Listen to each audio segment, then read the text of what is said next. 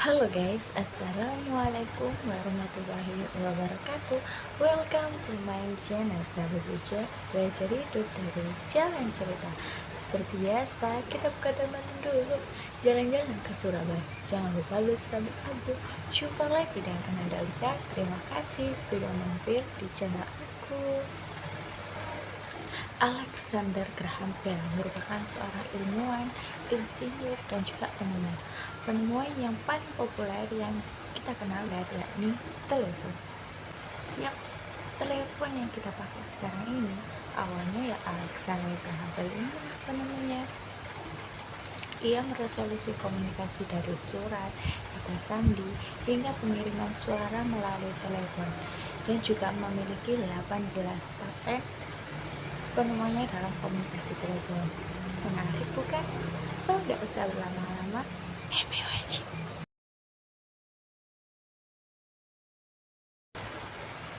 Beliau lahir di Edinburgh, Skotlandia, Britania Raya, tepatnya pada tanggal 3 Maret 1847. Ayahnya bernama Alexander Melville Bell, sedangkan ibunya bernama Elise Grace Simmons Bell. Ia juga memiliki dua saudara laki-laki bernama Melville James Bell dan juga Edward Charles Bell. Jadi Bells itu macam nama keturunan gak sih guys? Gimana menurut kalian? Rumah mereka ini terdapat di wilayah yang bernama South Scarlett Street, dan terdapat prasasti yang menandai tempat kelahiran Bell. Ayah, kakek, dan juga saudara-saudara ini bekerja di bidang pidato dan juga komunikasi. Ayahnya Alexander ini juga bekerja juga termasuk ahli fonestik, di mana ahli fonestik ini merupakan ilmu yang membahas bunyi menurut aspek fisik dan juga sebagai getarannya.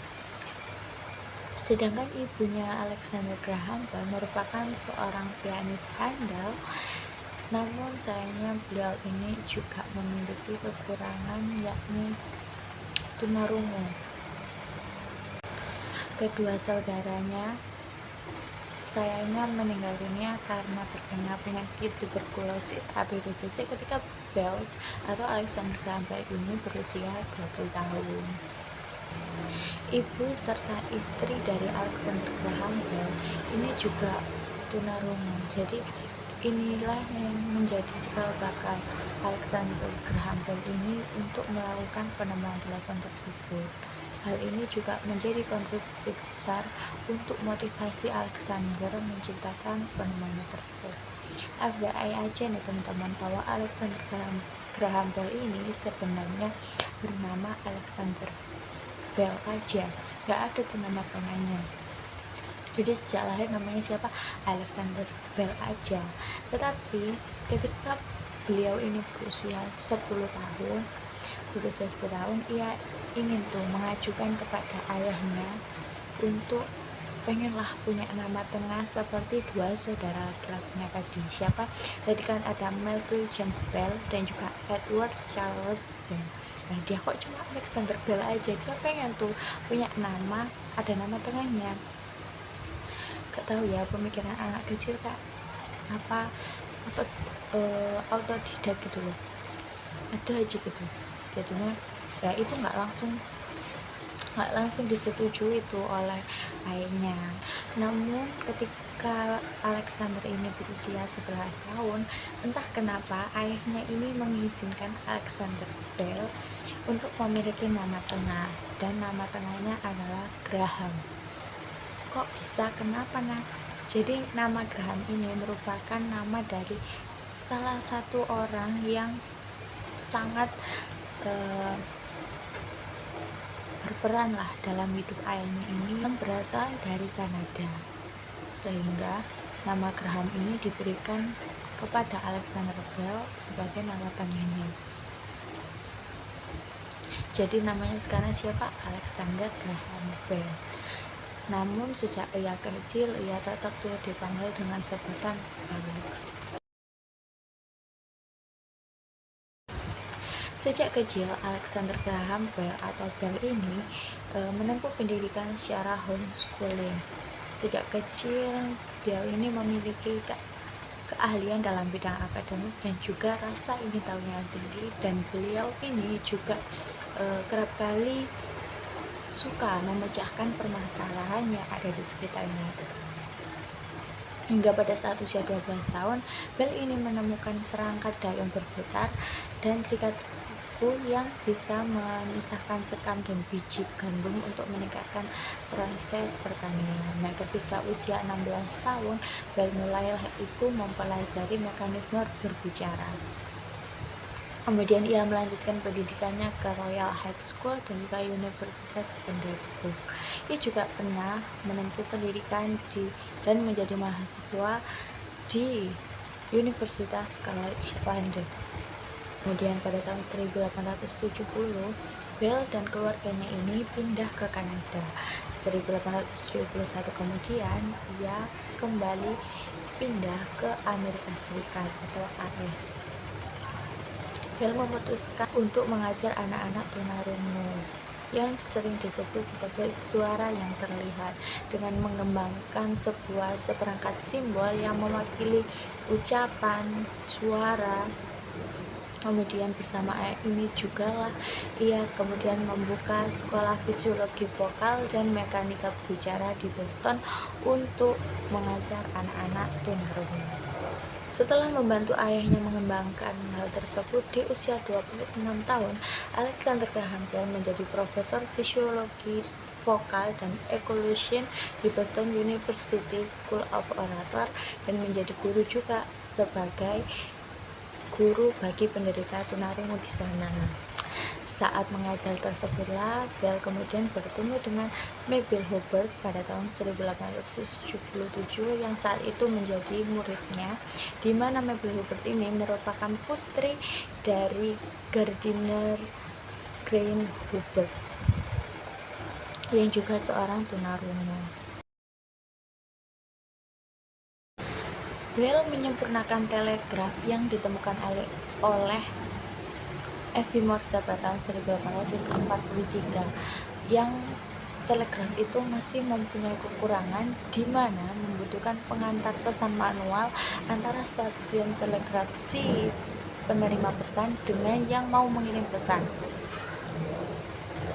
Dengan menggabungkan teknologi telegraf dan perekaan suara, Bell mengembangkan sebuah prototipe telepon.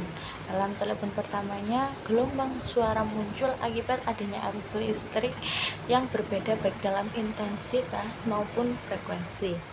Perbedaan intensitas dan juga frekuensi ini menyebabkan getaran pada lempengan besi tipis yang disebut juga sebagai diafragma.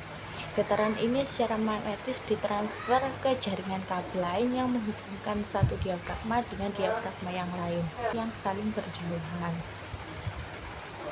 Kemudian saat diafragma ini bergetar, suara asli direplika ke alat penerima dan seseorang di tempat lain bisa mendengar rekaan suara tersebut. Pada tahun 1875 bersama temannya yang bernama Watson, Bell mulai mengubah listrik menjadi suara.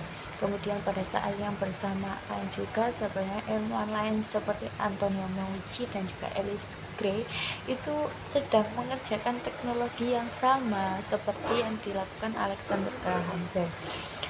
Hanya selisih beberapa jam saja, namun Bell ini segera pergi ke kantor paten untuk segera mematenkan hasil karyanya tersebut, sehingga pada tanggal 7 Maret 1876 Bell ini diberikan paten teleponnya. Setelah mendapatkan paten, Alexander Graham Bell dan juga Watson ini melakukan panggilan kemudian yang kalimatnya atau ungkapannya itu kita kenal hingga sekarang, yakni halo Pak Watson, marilah saya ingin bertemu kamu, katanya. Ia juga mempertontonkan teleponnya tersebut di pameran 100 tahun kota Philadelphia. Di situ banyak publik yang tertarik dengan hasil karya Bell tersebut. Namun entah kenapa alasannya The Western Union Telegraph justru mengelak membayar $100.000 kepada Bell, padahal ia sudah menawarkannya. Kira-kira kenapa alasannya? Walaupun begitu, pada bulan Juli tahun 1877, Bell berhasil mendirikan perusahaannya yakni AT&T yang merupakan American Telephone and Telegraph Company, yakni sebuah perusahaan internasional dalam bidang komunikasi yang bermarkas di kota Antonio, Texas, Amerika Serikat. Ia juga mendirikannya bersama kawan-kawannya. Pesawat telepon ini terus berkembang pesat dan mulai digunakan banyak orang. Bell kemudian mencapai kesuksesannya secara komersil berkat telepon. Sekarang AT&T ini bahkan merupakan perusahaan bisnis yang terbesar di dunia. Bell dan istrinya yang memegang saham pada tahun 1879 pada bulan Maret 15%, kemudian tampaknya tak punya bayangan akan betapa fantastisnya keuntungan yang mereka peroleh. Hingga dalam tempo 7 bulan saja, mereka sudah menjual sebagian besar dari saham mereka dengan rata-rata $250 per sahamnya di bulan November. Berikutnya, harganya sudah mulai saja di $1.000 per sahamnya. Namun di tahun 1881, dengan gegabah mereka menjual lagi sepertiga saham yang mereka punyai. Meski begitu, dalam tahun 1883, mereka sudah bisa peroleh keuntungan yang sekitar $1 juta. Itu pada tahun 1883 loh. Pada tahun 1877 hingga 1886, bahkan ada lebih dari 150.000 orang di Amerika Serikat ini sudah menggunakan yang namanya telepon. Setelah penemuannya tersebut, ada perbaikan dari beberapa bagian di telepon tersebut, salah satunya penambahan mikrofon yang ditambahkan oleh Thomas Edison. Hal ini dilakukan agar si pengguna itu tidak berteriak-teriak dan mudah didengar ketika mengoperasikan telepon tersebut. Pada tahun 1915, Bell beserta Watson melakukan panggilan lintas benua yang saat itu Watson ini berada di New York, tepatnya di San Francisco. Namun sekembalinya dari Amerika Serikat, Bell dipanggil oleh Washington DC untuk mempertanggungjawabkan paten teleponnya itu dari tuntutan hukum, karena pada saat itu ada yang mengklaim bahwa penemuannya itu sudah lebih dulu ada yang menemukan. Siapa itu? Yakni Antonio Meucci dengan Alice Gray tadi. Namun selama 18 tahun berikutnya, Bell Company menghadapi lebih dari 550 tantangan pengadilan mengenai hak paten tersebut, termasuk beberapa yang diajukan oleh Mahkamah Agung, tetapi tidak ada yang berhasil. Namun bahkan selama pertempuran hak paten tersebut, perusahaan Bell ini tetap tumbuh. Telepon seluler kemudian diperkenalkan pada tahun 1980-an yang di area geografis dipecah menjadi area yang lebih kecil dengan masing-masing memiliki pemancar dan penerima. Ketika penelepon bergerak dari satu tempat ke tempat lainnya, maka frekuensinya juga berpindah dari satu frekuensi ke frekuensi yang lain sesuai posisi telepon genggam yang digunakan. Sistem seluler awalnya menggunakan teknologi analog. Tahun 1990, ponsel semakin bergantung pada peralatan digital dan frekuensi semakin banyak dikejar. Dengan permintaan seluler yang cukup banyak, telepon seluler pun terus mengalami perkembangan. Selain karyanya dalam teknologi komunikasi, ia juga menyumbangkan kemajuan penting dari teknologi yang penerbangan dan hidrofol. Jadi hidrofol itu adalah kapal dengan bagian sayap yang dipasang pada penyangga di bawah lambung kapal, sehingga ketika kapal ini meningkatkan kecepatannya, hidrofol memproduksi gaya angkat sehingga lambungnya ini terangkat dan keluar dari air. Bagaimanapun, Bell ini bukanlah seorang pengusaha yang tajam dan juga menyerahkan bisnis ke Hoover pada tahun 1880